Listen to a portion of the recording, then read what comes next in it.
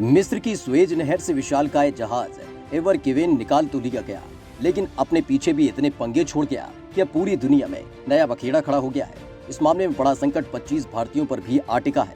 हालांकि मोदी सरकार लगातार इस मामले पर नजर रख रही है, लेकिन इस बीच स्वेज नहर अथॉरिटी एवर गिवेन जहाज के नहर में फंसने की असली पड़ताल में जुट गई है कि आखिर ये एवर गिवेन हवा की वजह से नहर में फंसा था या जहाज में कोई गड़बड़ी सामने आई थी।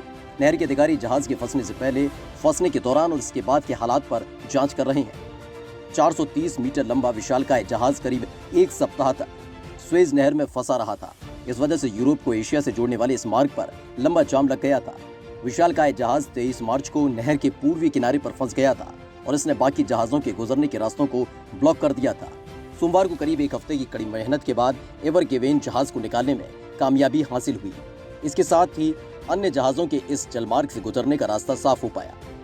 सुएज नहर अथॉरिटी के सलाहकार सैयद शेहजा ने कहा कि जांच शुरू की गई है और नतीजों को सार्वजनिक किया जाएगा, क्योंकि ये एक वैश्विक समस्या है। उन्होंने कहा कि जांच के जरिए पता लगाया जाएगा कि क्या जहाज के कप्तान ने इसके फंसने से पहले प्राधिकरण के निर्देशों का ठीक तरह से जवाब दिया था या नहीं। उन्होंने कहा कि हमने जहाज के ब्लैक बॉक्स की मांग की है। इसमें संकट की शुरुआत से लेकर खत्म होने तक की सभी जानकारी है। हम इस बात की भी जांच करेंगे कि जहाज ने संकट से पहले किस तरह का रिस्पॉन्स किया। सलाहकार ने कहा कि 3 से 4 दिनों में जहाज के साथ मुआवजे को लेकर एक समझौता किया जाएगा। जांच से मुकरने पर जहाज की बढ़ेगी मुश्किलें। अगर जहाज जांच से बचने की कोशिश करता है और इससे इनकार करता है तो इस मामले को सिविल कोर्ट में भेजा जा सकता है। इसके बाद जहाज को जब्त करने का निर्णय भी लिया जा सकता है। मिस्र के राष्ट्रपति अब्देल फतेह अल सीसी ने लोगों से जांच के बारे में निष्कर्ष पर नहीं जाने का आग्रह किया। उन्होंने कहा कि इस मुद्दे को नहर प्राधिकरण पर छोड़ दिया गया है और वो इसमें हस्तक्षेप नहीं करेंगे। स्वेज नहर प्राधिकरण के प्रमुख ओसामा राबी ने कहा कि 2023 तक हर दिन इस नहर से 95 जहाजों के गुजरने का अनुमान है, जो वर्तमान में हर दिन 50 से 60 जहाजों के गुजरने के मुकाबले काफी ज्यादा है। उन्होंने कहा कि जिस दिन एवर गिवेन को नहर से बाहर निकाला गया उस दिन 113 जहाज इस नहर से गुजरे। अभी प्राधिकरण 422 जहाजों के गुजरने का प्रबंध कर रहा है, जो अभी भी स्वेज नहर से गुजरने का इंतजार कर रहे हैं। जहाज फंसने के बाद खौफ के साए में मिस्र के लोग।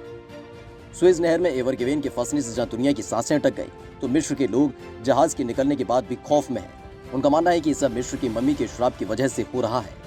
मिस्र में हाल ही में सप्ताह के कुछ दिन काफी कठिन गुजर रहे हैं। देश में एक के बाद एक दुर्भाग्यपूर्ण हादसे हो रहे हैं।